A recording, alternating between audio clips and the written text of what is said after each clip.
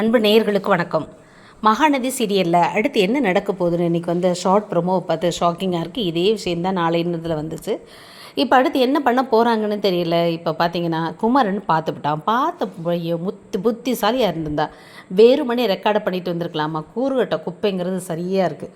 லூசு by மாதிரி உணர்ச்சி வசப்படன்னு அவன் சட்டையை போய் பிடிச்சா அவன் யார், எப்படிப்பட்டவில்லை, எவ்வளோ கேவலமானவே அப்படிங்கிற விஷயமெல்லாம் உனக்கு நல்லாவே தெரிஞ்சிருந்து கூறுகட்டத்தனமாக போய் பிடிச்சி அவ்வளோதான். அவன் உடனே புரிஞ்சுக்கிட்டாரே, போடா அவனால் எப்படிடா இது பண்ண முடியும் அப்படின்னா, நீ தானே கொலை பண்ணியிருக்க அப்படின்னா, அவனால் எப்படா நிரூபிக்க முடியும்னா, நான் நிரூபிக்கிறேன் பார், யார்டா சொல்லுவா, ஓ வாயாலே சொல்ல வைக்கிறேன் அப்படின்னு வேற சொல்லியாச்சு.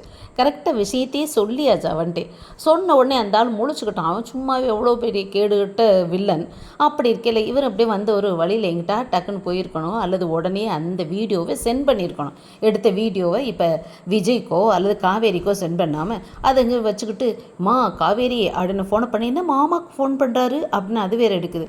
உடனே அது வெண்ணிலா சுயசைட் அட்டன் பண்ணலை, சுயசைட் பண்ணிக்கல, இவன் தான் பசுபதி தான் மாடியிலேருந்து தள்ளி விட்டுருக்கான் அப்படின்னு சொன்னோடனே மாமா அப்படின்னு சொல்லிட்டு இருக்கும்போதே பின்னாடியே காரில் ஆக்சிடென்ட் பண்ணி தான் குமரன் கீழே விழுந்துட்டாரு.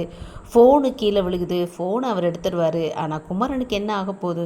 குமரன் உண்மையை சொல்கிற மாதிரி நிலைமையில் வச்சுருப்பாரா, இல்லை குமரனை கூட்டிகிட்டு போய்கிட்டா டார்ச்சர் பண்ண போகிறானா, அடைச்சி வைக்க போகிறானா, என்ன நடக்க போகுதுன்னு தெரியல. இப்போ குடும்பமே குய்யோ முறையோன்னு கத்திட்டு அழுதுட்டு புலம்பிக்கிட்டு பெரிய கலேபரமாக இருக்க போகுதுன்னு நினைக்கிறேன். என்னவாக போதோ எல்லாம் எப்படியோ கதை ரொம்ப கேவலமாக போயிட்டே இருக்குன்னு நினச்சோம். பரவாயில்ல, ஏதோ ஒரு பரபரப்பை கூட்டுறதுக்காக வேண்டி இந்த மாதிரி பண்ணியிருக்காங்கன்னு நினைக்கிறேன். பார்க்கலாம், நம்ம பிள்ளை ஏதாவது புத்திசாலித்தனமாக செயல்படுமா, இதுவும் அவங்க மாமா மாதிரியே கேணத்தனமாக நடந்துக்க போதா. இப்போ உடனே அங்கே விஜய்கிட்டையும் ஃபோன் பண்ணி சொல்லியாச்சு.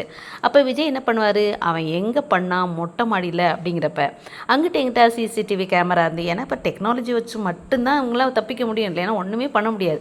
ஏன்னா அவன் இல்லவே இல்லைன்னு சாதிப்பான். அவர் அந்த ஆள் இருந்துட்டு இல்லை அவளாத்தான் விழுந்துட்டாருன்னு அவங்க மாமாவும் பயந்துட்டு, உயிருக்கு பயந்துட்டு, உன் பொண்டாட்டி பிள்ளையை காலி பண்ணிடுவேன்னு சொன்னோடனே அதுக்கு பயந்துட்டு உட்காந்துருப்பார். வேறு வழியே இல்லை. அதுதான் நடக்க போகுது.